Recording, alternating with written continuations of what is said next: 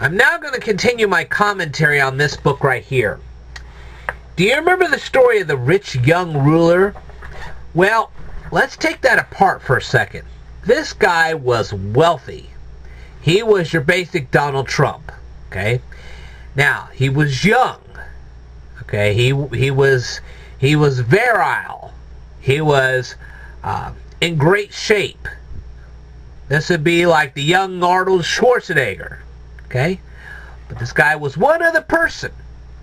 He was also some kind of a politician. Now, I could stand here and speculate all day of what kind of a politician he was. He could have been a mayor. He could have been some kind of a Judean representative. I don't know. I could stand there and speculate all day, but it doesn't make any difference. He was a politician. He knew law, okay? And he also knew the art of negotiation and everything else. Now, this politician wasn't asking a legitimate question. It was a trick question. He was trying to trick Jesus. Yeah, that went over real well. What he was basically doing when his question was, what would it take to get him into the kingdom of heaven?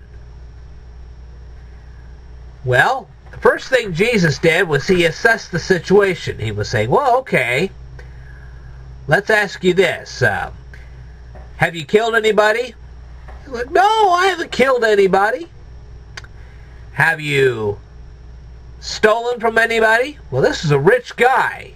He didn't have to steal anything. Not really. He wasn't your pickpocket. He didn't commit grand theft auto. Okay? He didn't do any of that stuff. He wasn't standing there robbing banks or being a bandit, holding people for hostage and taking all their stuff. He didn't do stuff like that. He didn't have to. And of course, he kept himself ritually pure. In other words, he wasn't taking in a ton of prostitutes. Okay? And he also honored his parents. His parents were well taken care of. Remember in the last video when I was talking about those Pharisees who let their parents literally starve to death and be evicted from their homes? Not this guy. Nope. His parents were in a nice home. They had nice clothes. They had nice food. Okay? They were well taken care of. Even his brothers and sisters were taken care of. So everything was fine in that area. But then comes the coveting. Now, according to him, he hadn't coveted a thing. We all know that's a lie. Name one person that hasn't coveted anything in their entire life. So Jesus already has this guy before he even starts. But the rich young ruler feels that he has never coveted a single thing that he shouldn't have.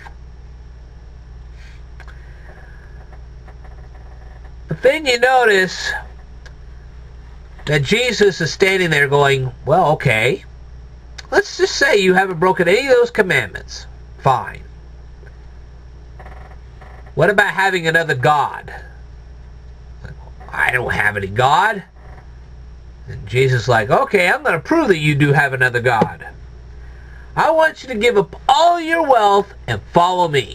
Go ahead, just throw all your wealth away, get up, and follow me right now.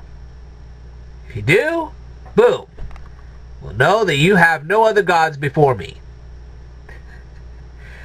Well, this rich young ruler was like, I can't live without my wealth. He had become so accustomed to it, to having all the amenities of life, that he wasn't willing to throw it all away and follow Jesus as the poorest man on the face of the earth. He didn't trust Jesus enough for that. And that's why he had to walk away in sorrow.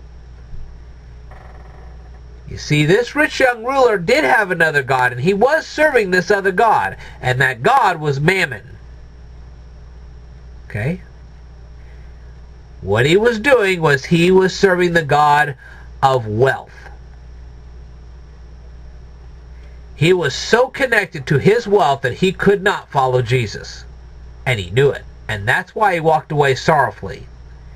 He thought he had tricked Jesus, and in turn he ended up tricking himself. He was guilty of coveting like you wouldn't believe, and he was also guilty of having another God before the God of Abraham, Isaac, and Jacob. And there went his chance to go to heaven. And that's what Jesus was trying to say. All right. I will tell you more in a future video. Stay tuned.